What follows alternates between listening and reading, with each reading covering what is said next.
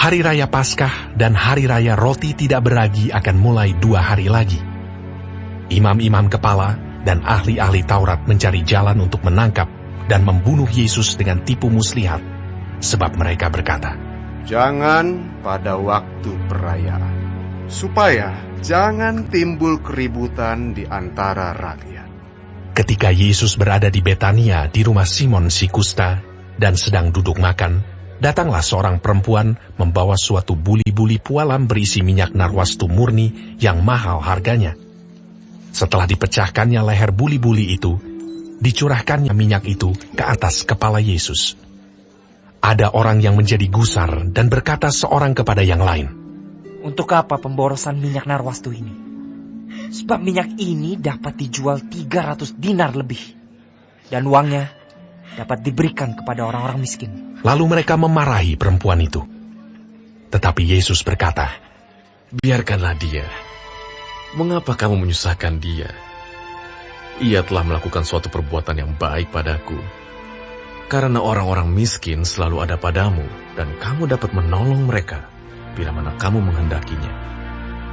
Tetapi aku tidak akan selalu bersama-sama kamu. Ia telah melakukan apa yang dapat dilakukannya. Tubuhku telah diminyakinya sebagai persiapan untuk penguburanku. Aku berkata kepadamu, sesungguhnya di mana saja Injil diberitakan di seluruh dunia, apa yang dilakukannya ini akan disebut juga untuk mengingat dia." Lalu pergilah Yudas Iskariot, salah seorang dari ke-12 murid itu, kepada imam-imam kepala dengan maksud untuk menyerahkan Yesus kepada mereka. Mereka sangat gembira waktu mendengarnya, dan mereka berjanji akan memberikan uang kepadanya. Kemudian ia mencari kesempatan yang baik untuk menyerahkan Yesus. Pada hari pertama dari Hari Raya Roti Tidak Beragi, pada waktu orang menyembelih domba Paskah, murid-murid Yesus berkata kepadanya, "Ke tempat mana engkau kehendaki kami pergi untuk mempersiapkan perjamuan Paskah bagimu?" Lalu ia menyuruh 2 orang muridnya dengan pesan, "Pergilah ke kota. Di sana kamu akan bertemu dengan seorang yang membawa kendi berisi air. Ikutilah dia, dan katakanlah kepada pemilik rumah yang dimasukinya, 'Pesan Guru, di manakah ruangan yang disediakan bagiku untuk makan Paskah bersama-sama dengan murid-muridku?' Lalu orang itu akan menunjukkan kamu sebuah ruangan atas yang besar, yang sudah lengkap dan tersedia. Disitulah kamu harus mempersiapkan perjamuan Paskah untuk kita."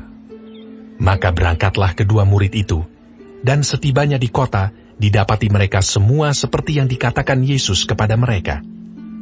Lalu mereka mempersiapkan Paskah. Setelah hari malam, datanglah Yesus bersama-sama dengan ke-12 murid itu. Ketika mereka duduk di situ dan sedang makan, Yesus berkata, "Aku berkata kepadamu, sesungguhnya seorang di antara kamu akan menyerahkan aku, yaitu dia yang makan dengan aku."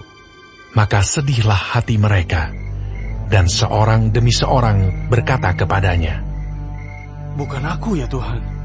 Ia menjawab, "Orang itu ialah salah seorang dari kamu yang 12 ini. Dia yang mencelupkan roti ke dalam satu pinggan dengan aku. Anak manusia memang akan pergi sesuai dengan yang ada tertulis tentang dia. Akan tetapi celakalah orang yang olehnya anak manusia itu diserahkan. Adalah lebih baik bagi orang itu sekiranya ia tidak dilahirkan." Dan ketika Yesus dan murid-muridnya sedang makan, Yesus mengambil roti, mengucap berkat, memecah-mecahkannya, lalu memberikannya kepada mereka, dan berkata, "Ambillah, inilah tubuhku." Sesudah itu, ia mengambil cawan, mengucap syukur, lalu memberikannya kepada mereka, dan mereka semuanya minum dari cawan itu. Dan ia berkata kepada mereka, "Inilah darahku, darah perjanjian, yang ditumpahkan bagi banyak orang. Aku berkata kepadamu, sesungguhnya aku tidak akan minum lagi hasil pokok anggur sampai pada hari aku meminumnya, yaitu yang baru dalam kerajaan Allah." Sesudah mereka menyanyikan nyanyian pujian, pergilah mereka ke Bukit Zaitun. Lalu Yesus berkata kepada mereka, "Kamu semua akan tergoncang iman, sebab ada tertulis, aku akan memukul gembala dan domba-domba itu akan tercerai-berai. Akan tetapi sesudah aku bangkit, aku akan mendahului kamu ke Galilea. Kata Petrus kepadanya. Biarpun mereka semua tergoncang imannya, aku tidak. Lalu kata Yesus kepadanya, Aku berkata kepadamu, sesungguhnya pada hari ini, malam ini juga, sebelum ayam berkokok 2 kali, engkau telah menyangkal aku 3 kali. Tetapi dengan lebih bersungguh-sungguh, Petrus berkata, Sekalipun aku harus mati bersama-sama engkau, aku takkan menyangkal engkau. Semua yang lain pun berkata demikian juga. Lalu sampailah Yesus dan murid-muridnya ke suatu tempat yang bernama Getsemani. Kata Yesus kepada murid-muridnya, Duduklah di sini sementara aku berdoa. dan ia membawa Petrus, Yakobus, dan Yohanes sertanya. Ia sangat takut dan gentar. Lalu katanya kepada mereka, Hatiku sangat sedih, seperti mau mati rasanya. Tinggallah di sini dan berjaga-jagalah. Ia maju sedikit, merebahkan diri ke tanah dan berdoa, supaya sekiranya mungkin saat itu lalu daripadanya. Katanya, Ya Aba, ya Bapa, tidak ada yang mustahil bagimu. Ambillah cawan ini daripadaku. Tetapi janganlah apa yang aku kehendaki, melainkan apa yang engkau kehendaki. setelah itu ia datang kembali dan mendapati ketiganya sedang tidur. Dan ia berkata kepada Petrus, Simon, sedang tidurkah engkau? Tidakkah engkau sanggup berjaga-jaga 1 jam?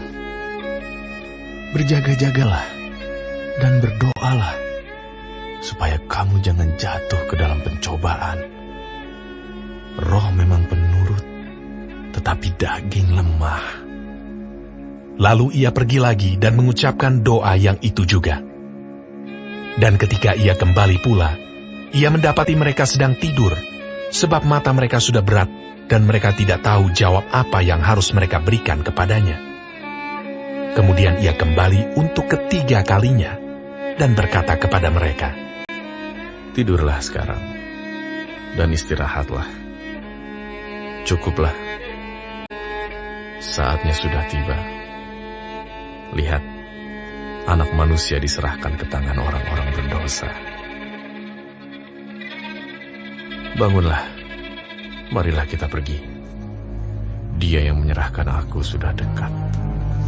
Waktu Yesus masih berbicara, muncullah Yudas, salah seorang dari ke-12 murid itu, dan bersama-sama dia serombongan orang yang membawa pedang dan pentung, disuruh oleh imam-imam kepala, ahli-ahli Taurat, dan tua-tua.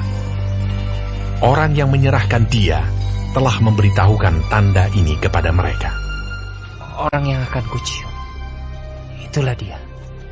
Tangkaplah dia, dan bawalah dia dengan selamat. Dan ketika ia sampai di situ, ia segera maju mendapatkan Yesus dan berkata, Rabi, lalu mencium dia. Maka mereka memegang Yesus dan menangkapnya. Salah seorang dari mereka yang ada di situ menghunus pedangnya, lalu menetakkannya kepada hamba imam besar, sehingga putus telinganya. Kata Yesus kepada mereka, Sangkamu aku ini penyamun, maka kamu datang lengkap dengan pedang dan pentung untuk menangkap aku. Padahal tiap-tiap hari aku ada di tengah-tengah kamu mengajar di bait Allah, dan kamu tidak menangkap aku. Tetapi haruslah digenapi yang tertulis dalam kitab suci. Lalu semua murid itu meninggalkan dia dan melarikan diri. Ada seorang muda yang pada waktu itu hanya memakai sehelai kain lenan untuk menutup badannya mengikuti dia. Mereka hendak menangkapnya, tetapi ia melepaskan kainnya dan lari dengan telanjang. Kemudian Yesus dibawa menghadap imam besar. Lalu semua imam kepala, tua-tua dan ahli Taurat berkumpul di situ. Dan Petrus mengikuti dia dari jauh sampai ke dalam halaman imam besar. Dan di sana ia duduk di antara pengawal-pengawal sambil berdiam dekat api. Imam-imam kepala, malah seluruh mahkamah agama mencari kesaksian terhadap Yesus supaya ia dapat dihukum mati. Tetapi mereka tidak memperolehnya.